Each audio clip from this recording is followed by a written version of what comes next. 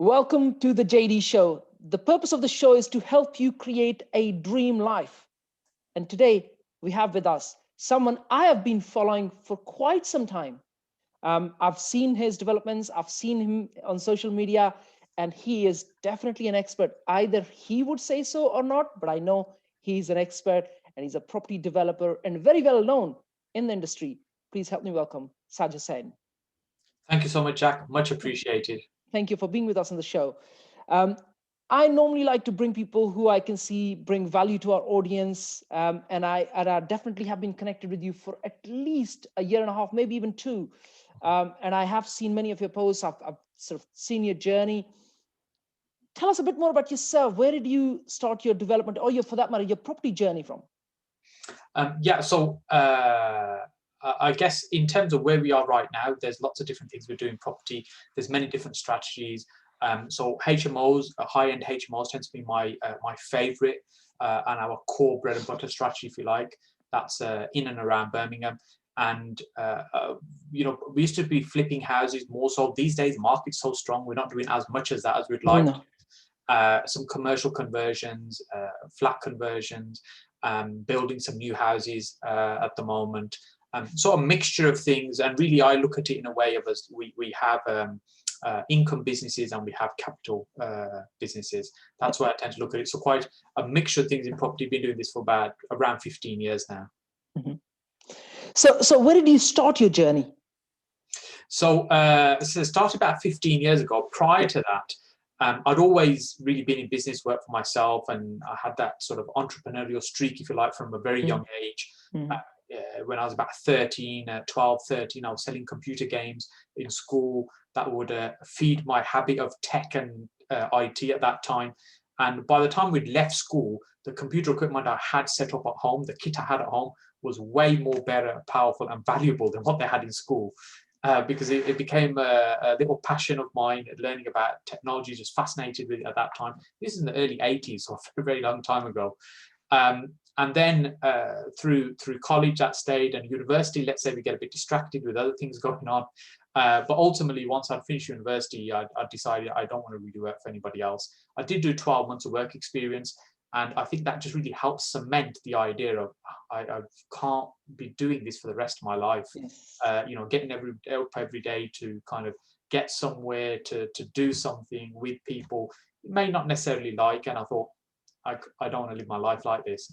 And then I just started getting involved in various little businesses, and technology is something I understood, business something I enjoyed, and the two married, as it were.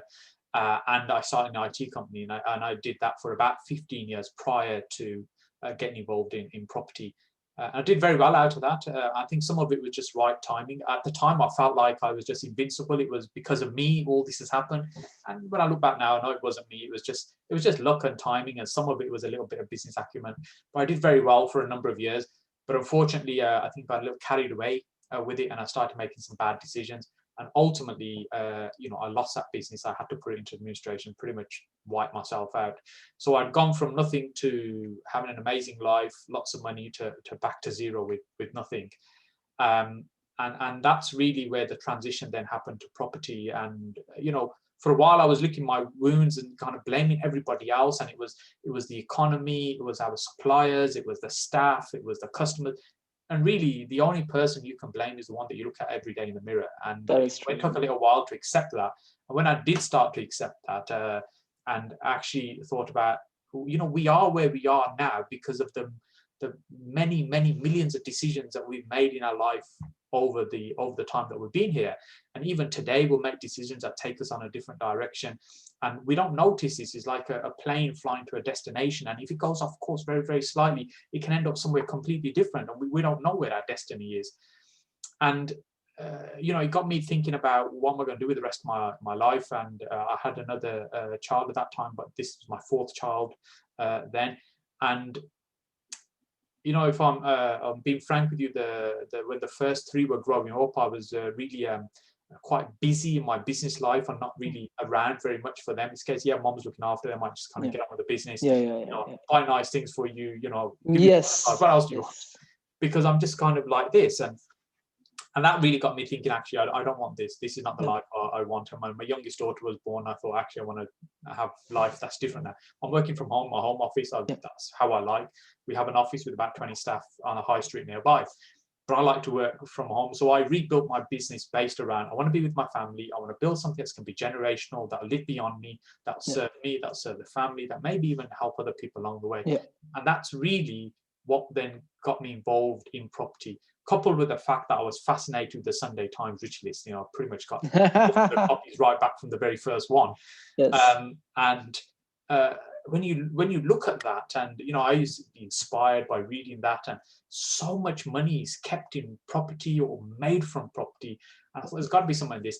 And in the Asian culture, it's in our blood. You got to buy property. You got to buy property. Yes. And I never did. And I thought, Yes. no, I know better. I don't want to get involved in property. I'm running my IT business. Yeah. But there is something in it. It's a very powerful tool to build wealth, and that's really when I was going through that change, I thought I need to do something different, and that's how I got involved in property. Fantastic. What kind of challenges have you faced since you've been in property industry, especially at the start, and how did you overcome those challenges? Oh man, they were absolutely massive. Massive, yes. But let's pick 2 or 3 top. Well, the first one was I had no money and no experience, just this inkling that there's got to be something in this property thing. And I understood, or let's say understood is probably the wrong word, I'd realized from other people that they were buying property like no money down, and these kind of strategies were like prevalent at the time, but I just didn't know how. I just knew it was possible, but I didn't know how. Yeah. And I started reading some books. There's very little online at that time. There were a few forums I used to be part of, property forums, way before Facebook. Yeah. And what I would do, learn a little bit, then started going along to a few network meetings. Again, there were very few of those at that time. Started meeting some other people. But, one of the biggest challenges, I just felt like a complete imposter in the situation, imposter syndrome that, what am I doing here with all these property people? I haven't got a clue what's going on. I'm trying to be a property investor. And, I was struggling to keep a roof over my own head. And I was talking about buying property for other people and have tenants and flipping property. And, so inside I had this conflict going on that, who am I to be doing this? And that was a big challenge at the beginning. Then another big challenge was that there were just so many different ways that you could make money. Every person you speak to is doing something different, or slightly different, or a variation of it. And then you think, which is the right way? Yeah. And you'd go along to a networking event and you'd listen to somebody talking about, they're doing HMOs, they're making £1,000 a month. And I'm thinking, wow, I only need a couple of those and I'll be okay. Mm-hmm. That's what I need to be doing. And then the following month, somebody else is talking about they're doing no money down. And then you listen to them on the stage and you think, well, that's probably what I need to be doing instead. And you're kind of trying to learn that. Then a couple of months later, someone's talking about, you buy a house for £1. And I'm thinking, I've got 10 quid, I can buy a few houses. Let's do that. So I was like jumping around, trying all these different strategies. And the first 2 years were just so hard and painful, because really I achieved nothing that I could, that I could quantify and say, this is what I've done, other than being to loads of networking meetings, met lots of people and met some contacts, learned quite a bit. But when I look back now, I think the advantage was, or now I hadn't realized at the time, that I was actually absorbing and learning a lot of information, understanding these strategies, even though I wasn't really getting the result. And the reason I wasn't getting the result is I know now, because I was just giving up too quickly. I was trying something, I put an ad in the newspaper, 50 quid, that's 50 quid. I've got to get that to get a result. One ad in the newspaper is not going to get you a result. It's not going to give you results. No. And then I was like, oh, that doesn't work.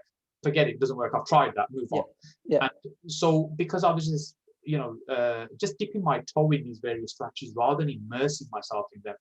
And that's really why I struggled now. And really, the biggest change happened when I had somebody in the shape of a mentor who literally kind of guided me through. And the biggest impact they had on me at the time, they looked at what I was doing and they said, look, you can't see the wood from the trees. What do you mean? I said, all you need to do is put the blinkers on. And stop getting distracted by all these things around you. Just focus on one thing. And what one thing? And one thing that I had become good at is speaking to lots of sellers at the time, because I was trying all kinds of marketing things that generate inquiries from people looking to sell their house. So I had this huge list of people looking to sell their house. And he said, just focus on packaging those deals and just selling them to some of the other people you've met over the last couple of years. That's it, yeah. And then as I started doing that, just focusing on that, that's really where I started to build some momentum. So the very first thing I started doing was just sourcing and selling deals onto other people, a couple of £1,000, £1,500.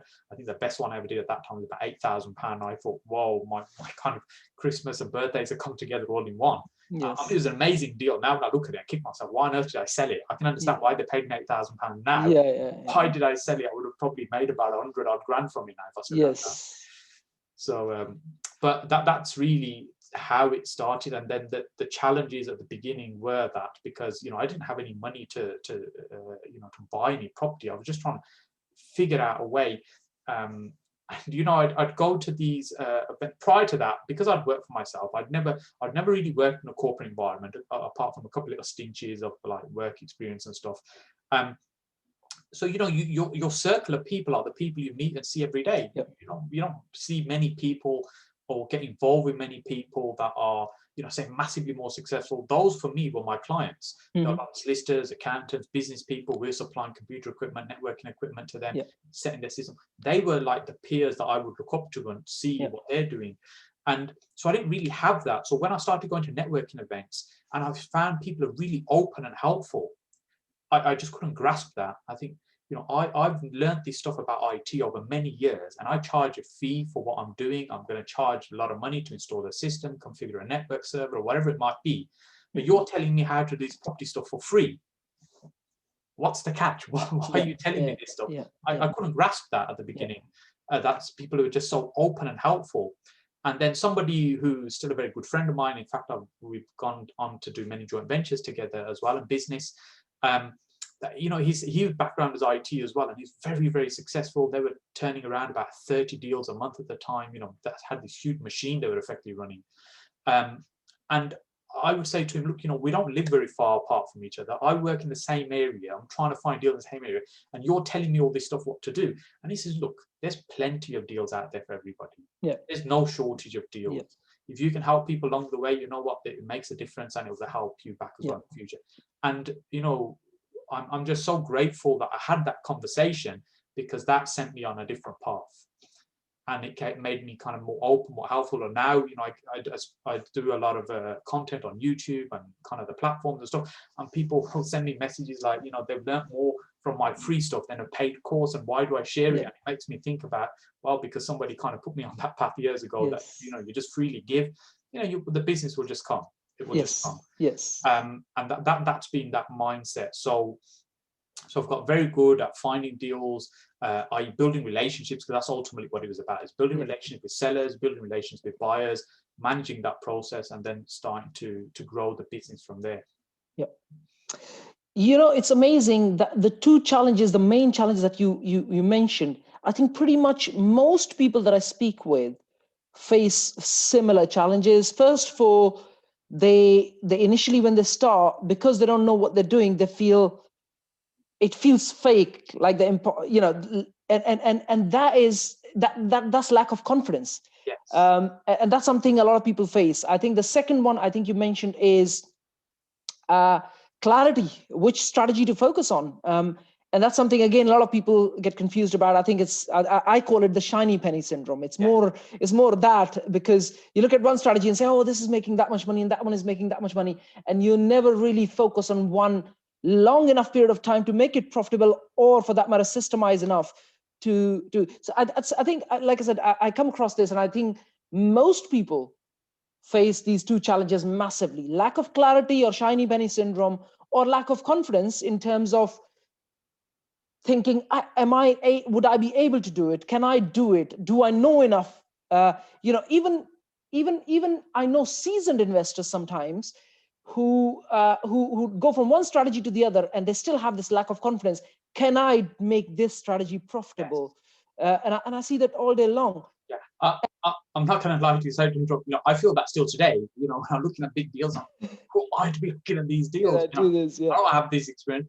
And I think, as you said, you have to build that confidence. First of all, you have to have the belief in yourself. Yes, exactly. You have to have the belief that, look, even the biggest building in the world, the biggest property portfolios, the most successful people, they all start at the beginning. Exactly. Because that's where we all start. But they had confidence, luck, experience, money, whatever it might be, but they all start at the beginning. And if we accept that, look, that's where we're all starting as well. And we'll find a way, as long as you've got that inside you, that, that drive, that passion, that belief, you'll find a way to do it. And Exactly. you start looking at these bigger things for sure. Yeah, internal conviction is key. I mean, for those of who are listening and watching to this, and literally, irrespective of if you know how to do something, if you do not have the internal conviction, if someone doesn't have the internal conviction that they can do it, it's just never going to happen for them. Yeah. I believe. And irrespective of the size of the deal you might be looking at, irrespective of the kind of business you might be looking at and the potential it might have, if you do not have that internal conviction, it's just not going to go anywhere, regardless of how much effort you put into it. I've seen people putting effort into something, but they just don't internally believe it's going to happen for them. It just never does it? Yeah, that reminds me, I've been on a lot of courses, because I used to say I learn from everybody and anybody. Yes, anybody who's teaching something on there, I want to learn. Yes. And I've done so much learning and personal development stuff over the years. And one thing that I had this conversation with one of the trainers once, and they said, look, there's a room of it's about 50 people in that room. There was about 50 people learning a specific strategy at that time. And he says to me, I can guarantee you, if we put these people together in a year's time, probably 2 of them will have done what they're learning here today. Most of these will have given up along the way. And I just couldn't believe that. I said, what do you mean? I mean, we're all learning this thing. It's amazing what you're sharing and how we're going to do it. It was because they don't have the belief. They think either, like I said, they get distracted by shiny penny syndrome, or it's a case that they give up too quickly. And, all strategies work. If you make them work. Yeah. But you've got to make them work. That's true. And you've got to, so when we see somebody sharing a strategy, they're making this much money from this strategy, we think, wow. But they, we don't see, it's like that success mountain you see, where you see the bit at the top and the iceberg, and you don't see everything underneath. And success takes a long time to happen, but we just see the end result and we think it's overnight success.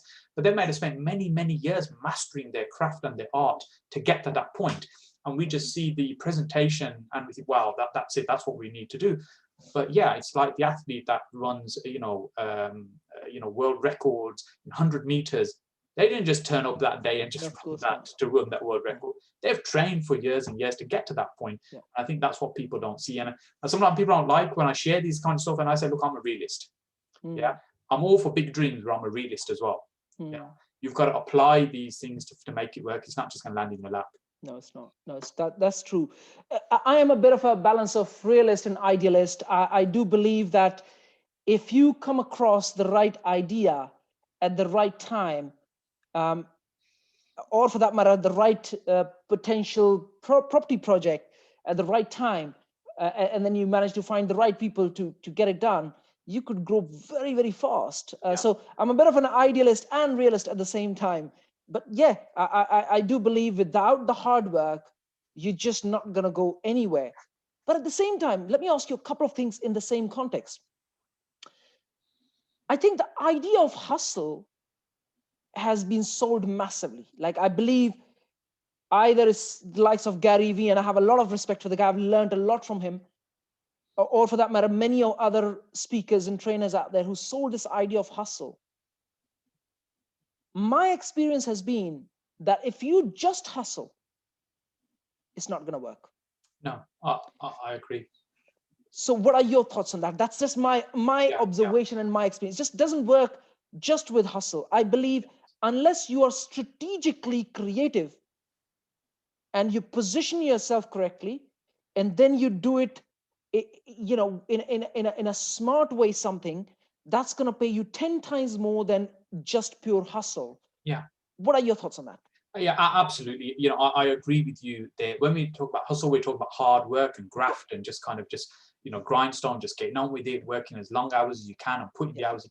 And those things are important. Yes. But on its own, it's not adequate. There needs to be some intellect that needs to go into that as well. There needs to be strategy. There needs to be a plan. Like saying, okay, I'm in Birmingham. We need to get to London as fast as we can. Let's go. And somebody kind of said, right. Let's see if we can get a train or kind of hire a car or something and whatever. and they're just panicking because you're not thinking, you're just trying to just go, do. Where somebody takes a step back and says, right, okay, who can we phone? Can we get a flight? Can we get on a plane now and be there in an hour, or 20 minutes or something, whatever it might be. So it's applying some strategy as well. And first of all, I think the biggest mistake that's often made is a lack of direction, and that ties in with strategy. Where are you going? What is it you're trying to achieve? So you work out, this is where I'm trying to get to. You think, okay, well, we're here right now. This is where we want to get to. So which is going to be the right strategy for you? And people pick strategies based on what they see in others. And I said, what you need to do is pick a strategy based on what you see in yourself. Yeah. So, for instance, I mentioned at the beginning that one of the things that I was very good at was building relationships with sellers and buyers of property, and I kind of utilize that. But let's say that I was very introverted, I was brilliant at spreadsheets and analyzing all the detail, but I did not have those skills, those softer skills of building relationships. Would I have had the same success in sourcing? No, absolutely not, because they're different skills. Yes.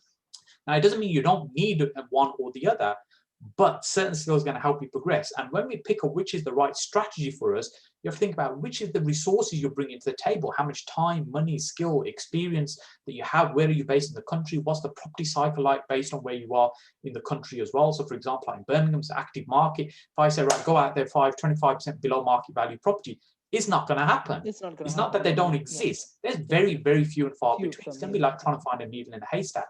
So what we've got to do is plan a strategy that's going to be realistic for us. So then when we're working hard because we've got a roadmap, we've got a plan that we're following, and we're heading in direction. And you need to build that knowledge, because you try something, see how that works, you might tweak and improve it.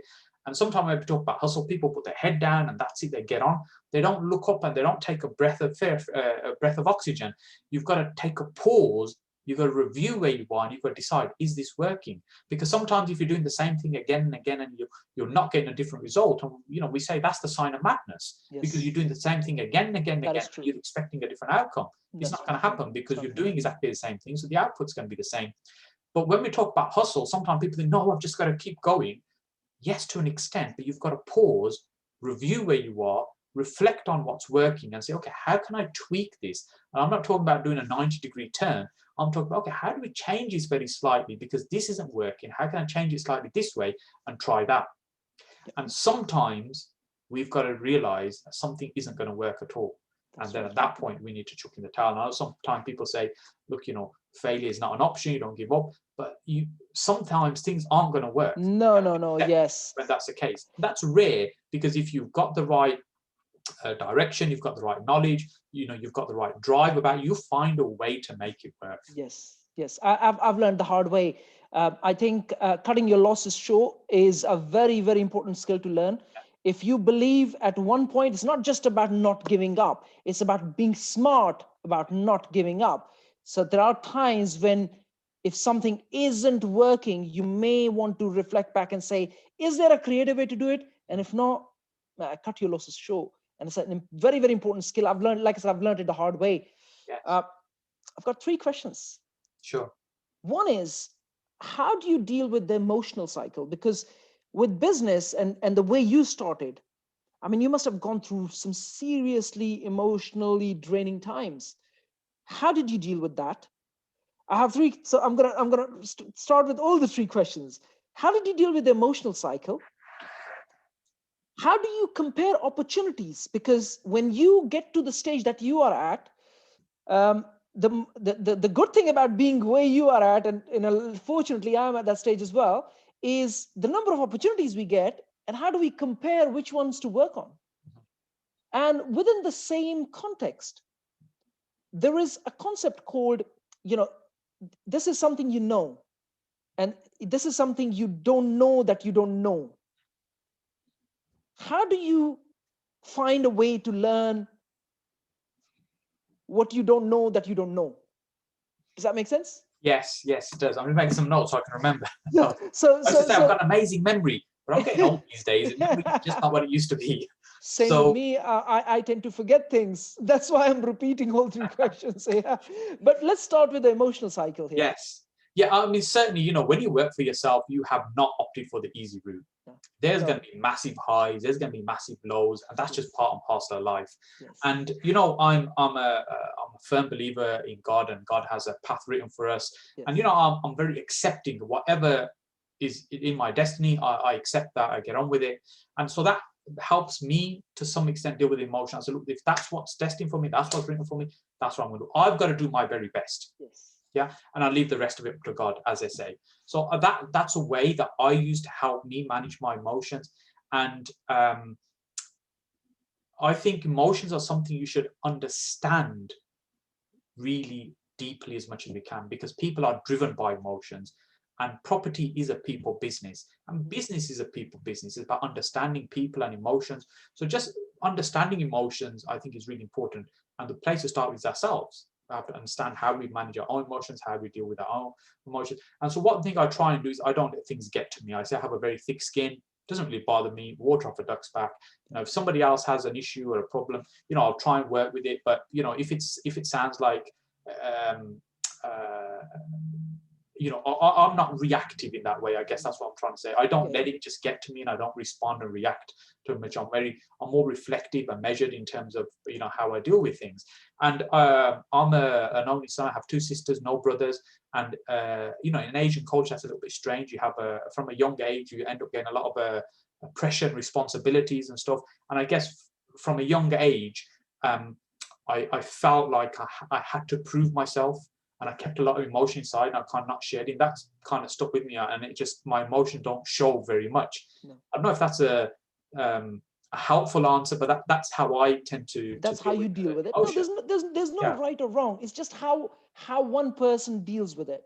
Yes, but I'm very conscious of other people's emotions, so I'm very mindful of how I might say something in terms of the impact that will have for the other person and how it will make them feel. So I am very conscious of emotions and understanding them. And then your other question about opportunities. Yes, you get to a position where, you know, you're chasing and chasing and chasing deals.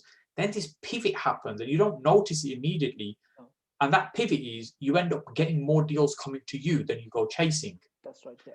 But often a lot of them aren't great deals. That's because you're just, more people know what you do and what you look for. So for example, a lot of people know I'm interested in HMOs, developments, flat conversion. So we get a lot of stuff just sent to us, but most of it isn't great.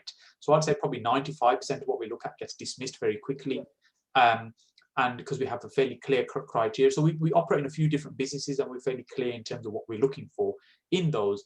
I am fortunate to have a team of people that work with me. So, you know, if I was going to analyze every deal, we just wouldn't get anything else done. No. So I try and get the team to sift through them quickly. Does it look like it's got any potential? Can we start a conversation with it? If it has, we explore it further and take it from there. Otherwise, we just dismiss it fairly quickly.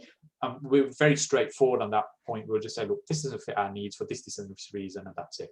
Yeah. So I must have, I don't know, maybe 5 to 10 people messaging me a week on various different platforms on social media, saying that they're a source of and they can find me deals. Mm-hmm. And my favorite question is, tell me about the last 3 you found in Birmingham. Yeah. And for most people, I never hear from them again. Someone's been on a course, they've learned about sourcing, and they've said to them, just message everybody and tell me you're sourcing property, which is fine. I understand that, but you need to come with more than that. Yes. You see, there needs to be some substance. I mean, I would approach it and say, look, I'm just getting started in sourcing, and I'm looking at certain type of properties. I'd like to understand what you're looking for, so maybe I can try and help you, serve you, find something that might be right for you. That's more straightforward, rather than coming as that, you're some huge sourcing business. I'm going to ask you to prove that, you disappear on me. Yes. So I find that question really helps filter out people very quickly. Occasionally people come back and say, this is what I've done. And I think, okay, great. So let's, have a conversation and explore a little bit more about what you're doing. But things evolve, strategies that we do evolve over time as well. Yes. And I mentioned earlier the blinkers, that I was really focused. And so what I learned to do was do things really, really well, and then transition into something else.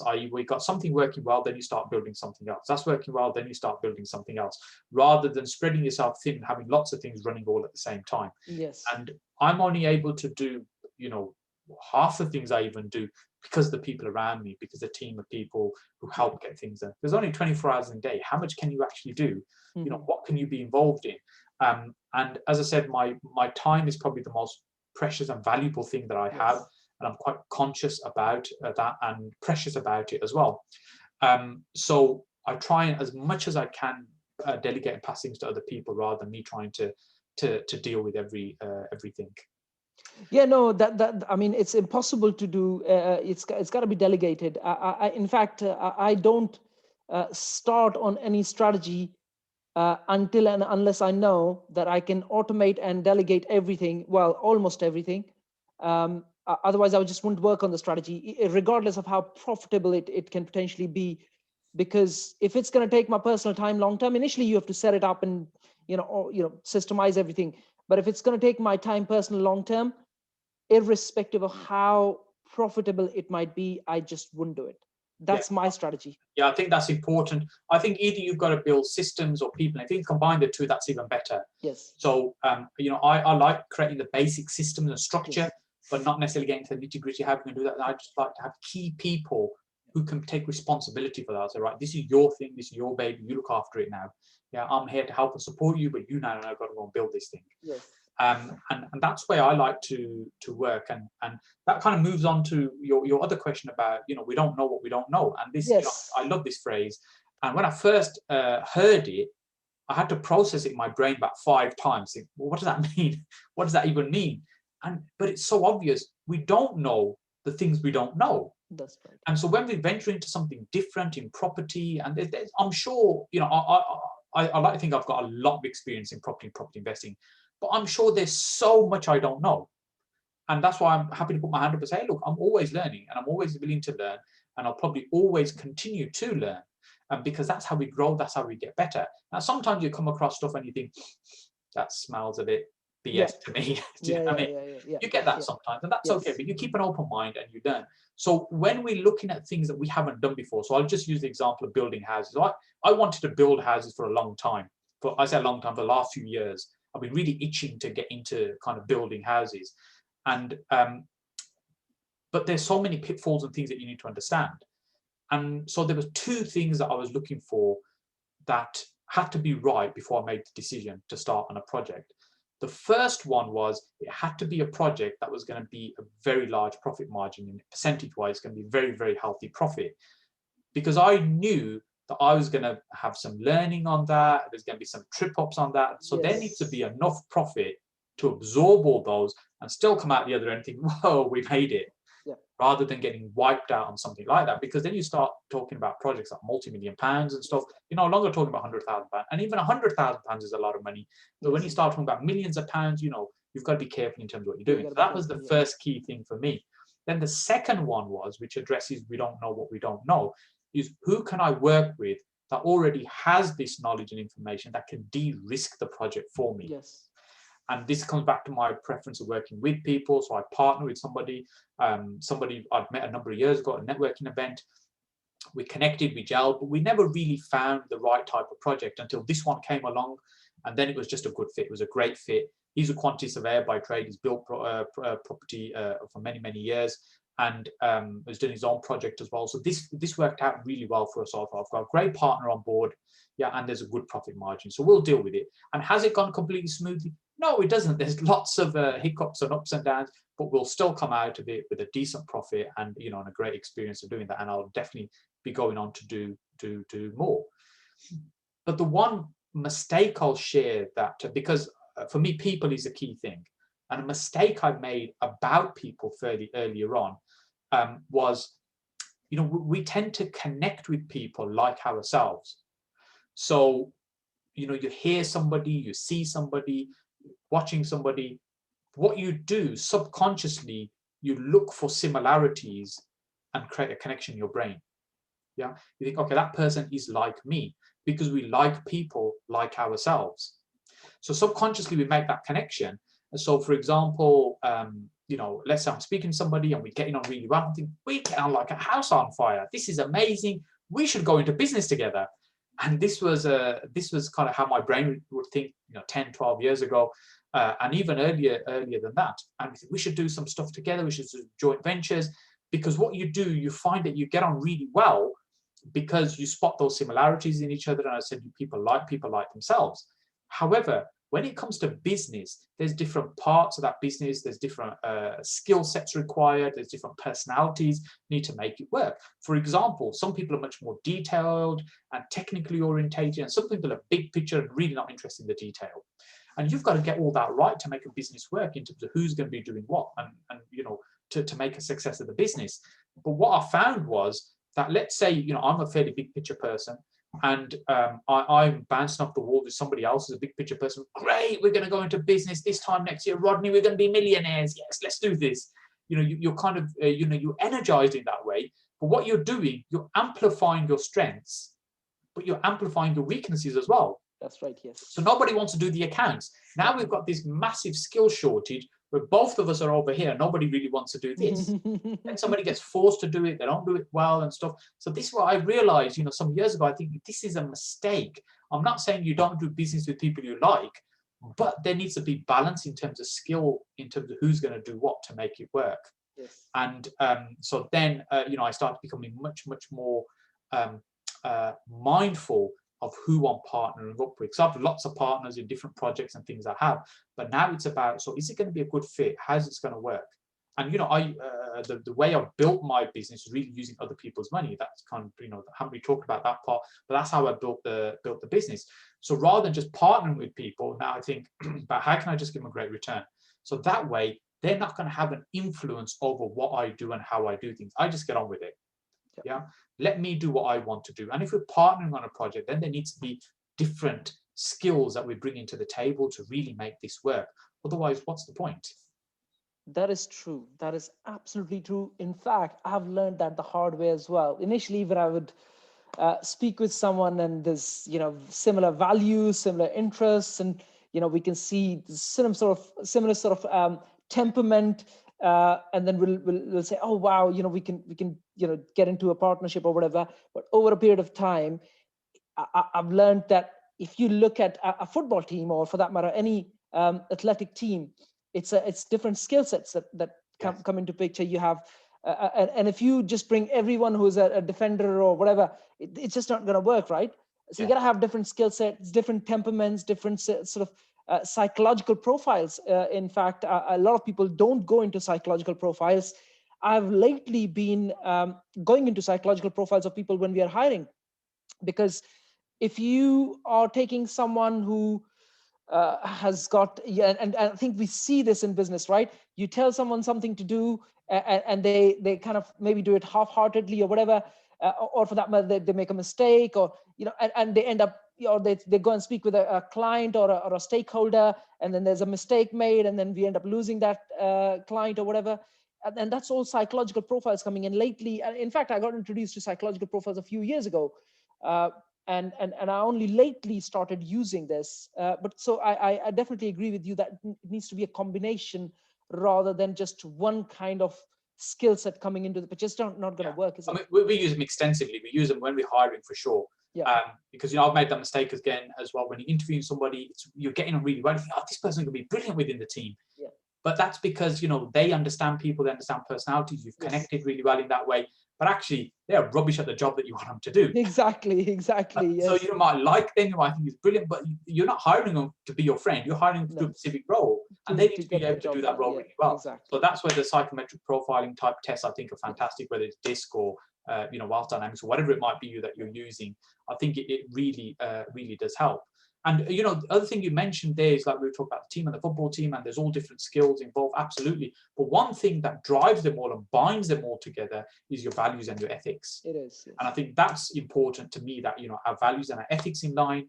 People can have different personalities, however, but ultimately, if for me it's about, I just want to run a clean, moral business. We're not interested in ripping anybody off. We're not interested in any short-term, quick kind of deals here and there, as it were. We want to build long-term, solid businesses that everybody benefits from, and everybody's singing up the same hymn sheet, as it were. And when you just emphasize that all the time, and that's how you are, and that's how people see you, what happens? You just attract the right type of people. And earlier on, when I was raising money for deals, and again, these things come with experiences and life experiences. And I remember having an investor come on board for a deal that I had funds for lined up for a deal to do, but that investor had to pull out. They couldn't get their remortgage done in time, and another investor stepped in, and I accepted the money from that investor to do this deal, but I just looked at the money coming in rather than who it is that's bringing that money in. Yeah. And then quickly determined, it turned out that, this is going to be really difficult. They were just too demanding in terms of what they want. They wanted to influence and drive everything. And I thought, no, this is not how this is designed to work. This was not the plan and not the intention. But it was my fault. I have to take responsibility because I didn't think through that. And that made me become much more conscious going forward about, it's not just that somebody's bringing the money. It's the case that these potentially, and I call them funding partners. People are bringing money to your projects, but they're still partners. So you have to still like the people, understand them, what they're about, because you're working with them. And with this particular one, what I did as fast as I could, I found the funds from another source, got them out of the deal, and I said, hey, look, you finished early, take some profit and just go. We can't work together. And there was a few occasions I've lost money out of my own pocket to make sure that it ends on a good relationship. People are happy with what they're doing and they can move on, because I want to move on from that situation. But it's taken, we take these learnings and we have to apply them as we go on through life and business. I think that's a part and parcel of business, right? I think we kind of learn with experience. Radio. From here, my question is, how do you do deals with people's money? How do you find more people? How do you pitch? These are the questions I think a lot of audience would love to know your perspective on. Yeah, I guess I'm fortunate in the sense that I've raised literally millions and millions of pounds of other people's money in private investment. And that's my preferred route. Most of we buy for cash, and it's not my cash, it's an investor's money that we use to buy deals. And I say, look, it comes back to relationships, because what you're doing, it's think about it as a funnel, a marketing funnel, sales funnel. It's a funnel. What you're doing, you're running campaigns to raise investment. Effectively, that's what you're doing. The first thing that happens is people need to be aware that you even exist and what you do. So it's awareness. So the first stage is there just needs to be awareness. And as you said earlier, Jack, that you've followed my stuff or watched my stuff, and so consciously, probably over 10 years now, that I've been putting good value out on social media, and sometimes better than others, or effort is better than others in terms of how much and how often we're doing that. But putting stuff out there, sharing stuff, helping people openly, and what that does, that raises your awareness, so people become aware of you, that you exist. Yeah. At this stage, they're not rushing to do business with you. They just know of you, that you exist out there. You're this person. And they might come across your stuff. It might be that somebody else spoke about you or something. And this is where being consistent is important as well, because you want people to see the same message all the time and not be confused about that person. What does he do? You don't want that. You want it to be clear in your brand that what is it that you do. And then the next stage is that know, like, and trust. Effectively, people need to get to know you a little bit better. They need to like you and trust you. So those next three steps are really, if you like, how social media has helped me. And before, we used to run events. We used to run our networking event in Birmingham, and outside of London, it's the biggest property networking event that would happen. And that's because you create a great environment. People want to come, you network. And I'm not focused on what people call front-end sales. Yeah, I'm not interested in trying to make money straight away from somebody. I'm interested in the long game. If the right relationship will happen. And because that means you forge strong relationships, you find good people to work with, the whole thing works. So then you're not obsessed that I've got to make money right at the front end. Yeah. It's like having a shop and you've got great products in there. And you say to people, look, just come on in and look around. There's no pressure, you don't have to buy. Versus as soon as you walk through the door, somebody jumps straight on you and says, right, what are you here to buy today? Let's come on, let's help you spend some money. Do you see? So it's that experience I'm trying to create. I say, look, here's my world. Come and have a look and learn around. If we can help you with anything, great. When they're ready, they will then come back. Yes. Sometimes some people will tell you marketing self, that's crazy. You're leaving all this money on the table. But I'm quite happy with the money I'm making. See, because I'm interested in the long-term relationship, because so much will come from that. And we talked about like deals earlier and raising money, and these things happen because you build really, really good relationships over the years with people.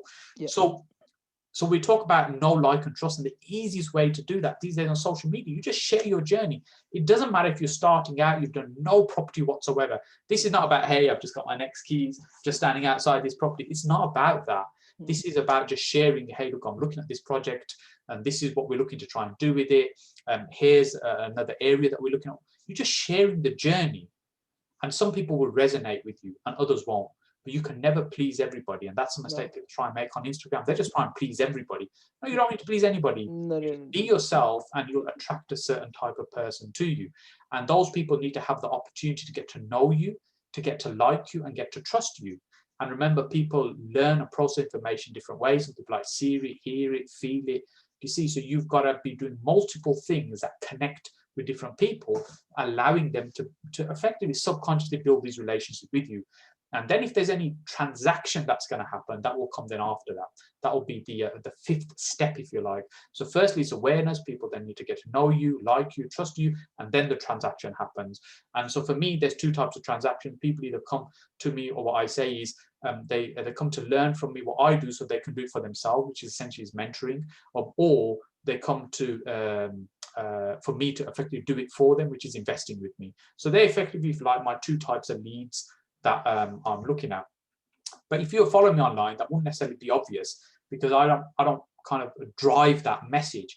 I do it in a much more gentle way, create an ecosystem that people kind of come in and look around and think, oh, I like these people, what they do and how they work. And then if it starts a conversation, great. If it doesn't, that's fine. It's no problem.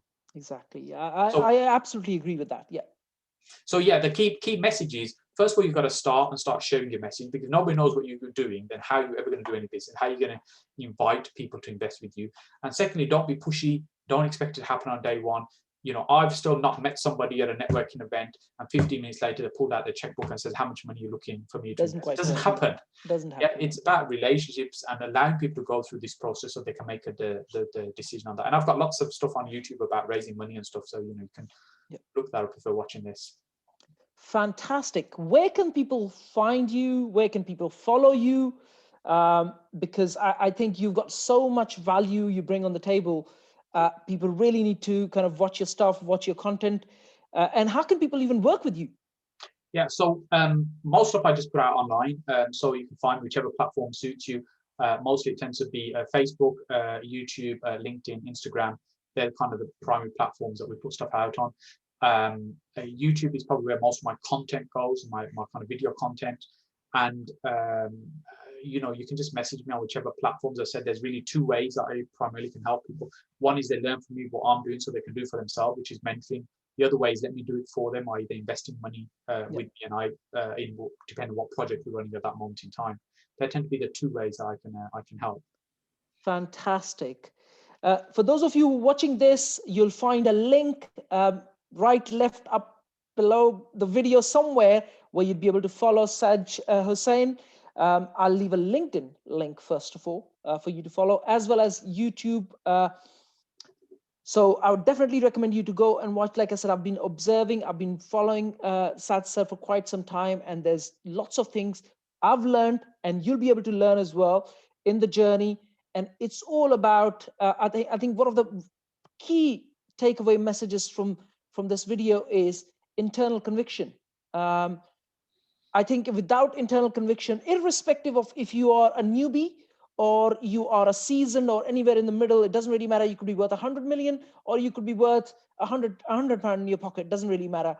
Internal conviction is the key. And if you stand out there and say, oh, I want to do this, but you don't have that internal conviction, it's just not going to happen for you. But if you stand out there with confidence, say, I'm going to make this work, and every strategy actually works for as long as you make it work, that is the main key takeaway from this interview that we're doing with Saj sir. And he's coming from experience. I'm sharing my experience. We all come from different experiences, but the key takeaways are very, very similar in many cases. So please do whatever you do it with all your conviction. Otherwise, just don't do it, because you will end up wasting your time. Thank you for listening. Thank you for watching. Have an absolutely amazing day, and watch out for the space for our next interview. Subscribe to our YouTube channel if you're watching it.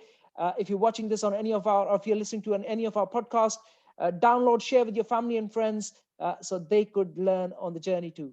Have a fantastic day. Thank you, Saad sir, for being with us on the show. Thank you so much, Jack. It was such a pleasure. It's an absolute pleasure. Thank you.